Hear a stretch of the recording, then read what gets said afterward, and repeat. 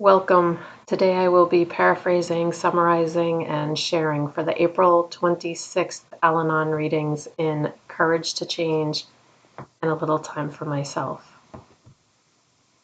We'll begin with the Serenity Prayer and 3 mindful breaths.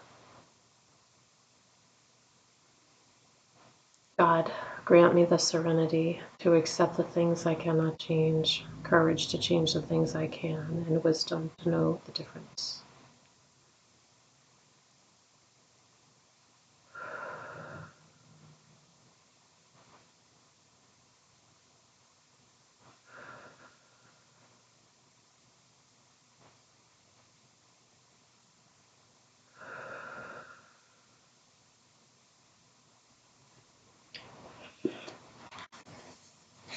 I will take a moment to look this over.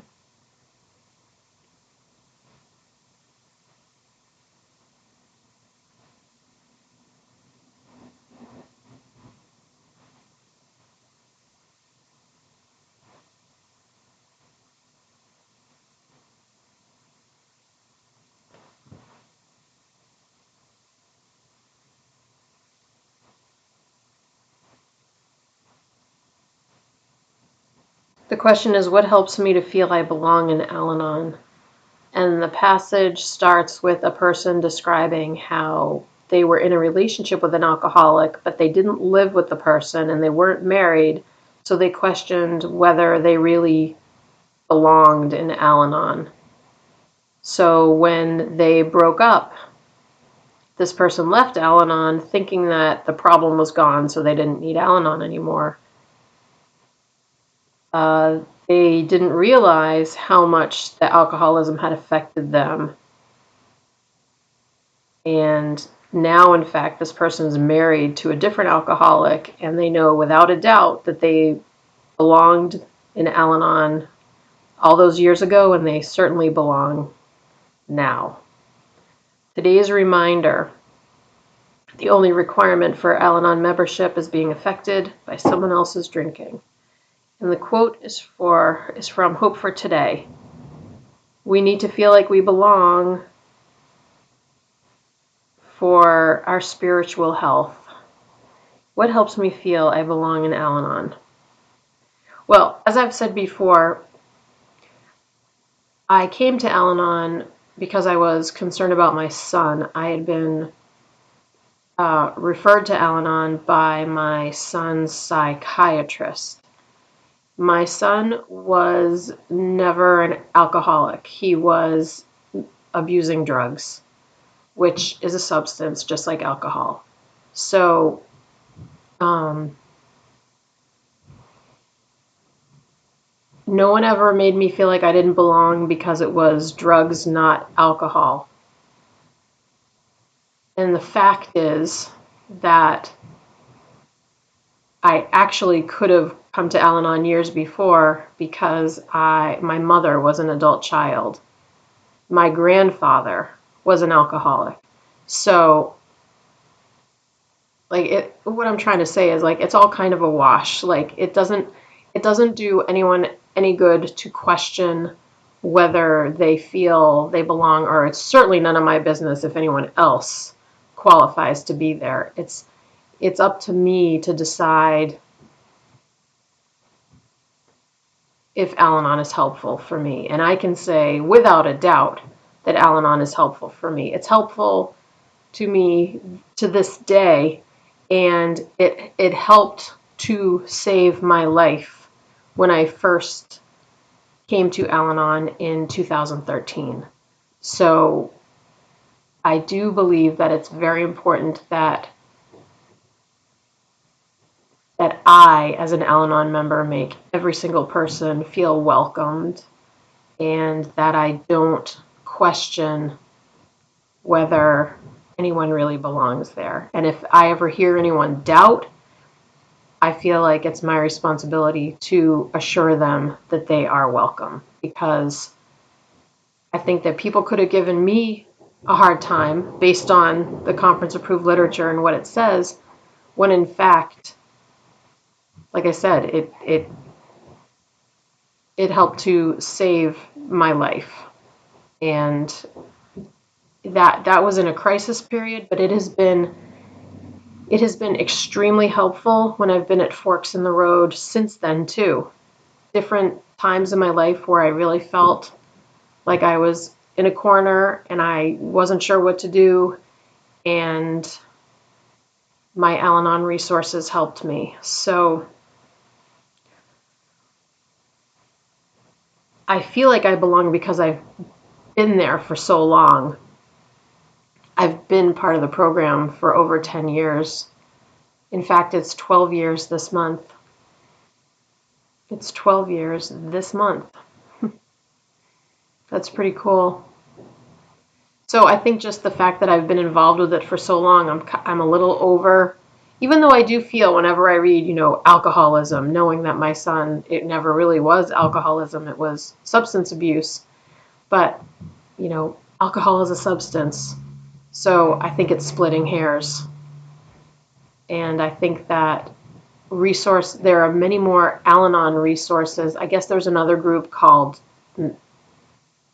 maybe Narcanon or something like that.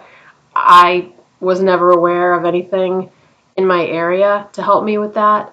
And that's not what my son's psychiatrist recommended. So that also gave me confidence, knowing that it was recommended by a doctor, like someone with authority, someone with knowledge, said that I belong there. So I felt, that gave me some confidence to feel like, okay, well, if she said I belong there, then I belong there, and I'm going to give it a try. And once I made it there, I never looked back because it was so helpful right away. So that's what makes me feel like I belong.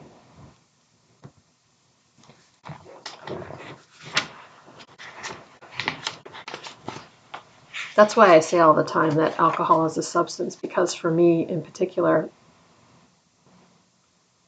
it was substance abuse that brought me to Al-Anon, not specifically alcohol. But anyway, okay, I'm going to read this.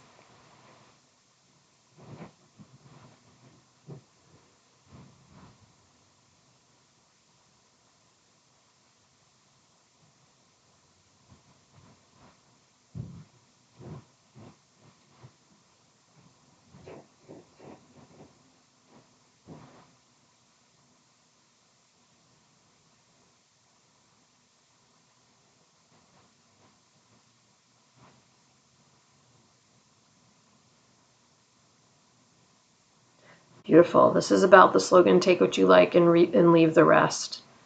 It talks about how our program is full of suggestions, nothing is required.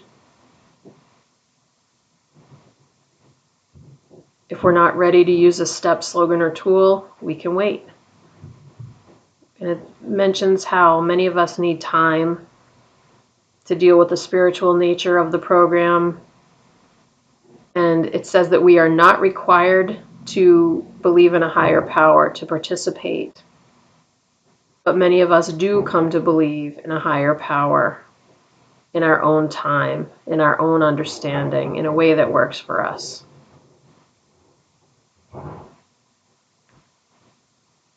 When we take what we like and leave the rest, we're giving ourselves permission to adopt new ideas, make decisions for ourselves, and even change how we think about things. Today's reminder, because we can take what we like and leave the rest, we learn from the experience, strength, and hope of others, and still work within what feels good in our own heart. The quote is from an All Our Affairs.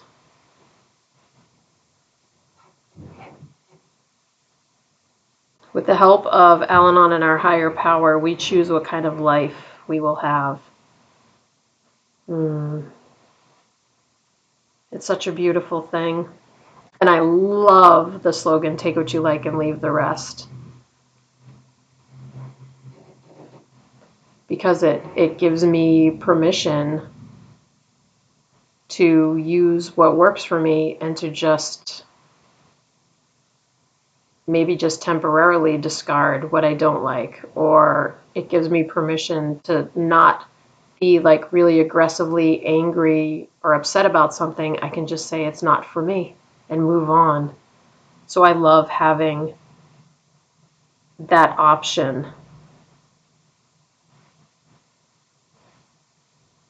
And I love that Al-Anon is such a gentle program. It's full of suggestions. It's got lots of resources, tools to help us deal with things that come up in all of our lives. It's just so full of humility. I love this part about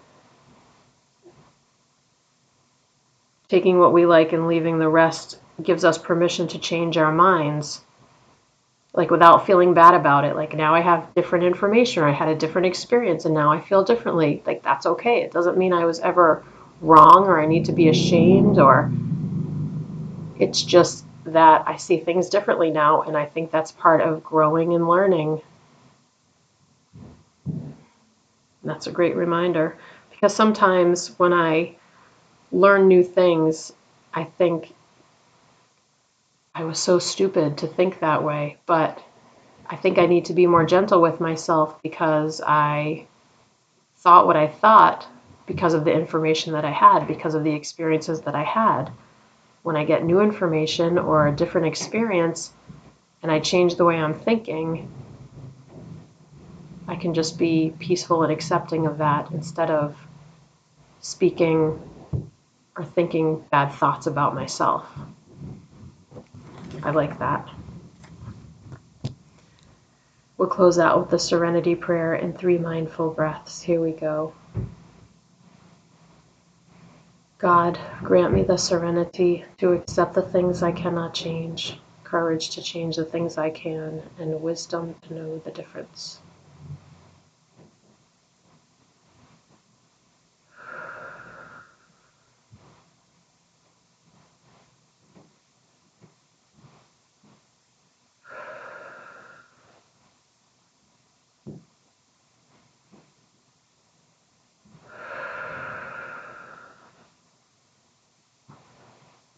Thank you so much for joining me today.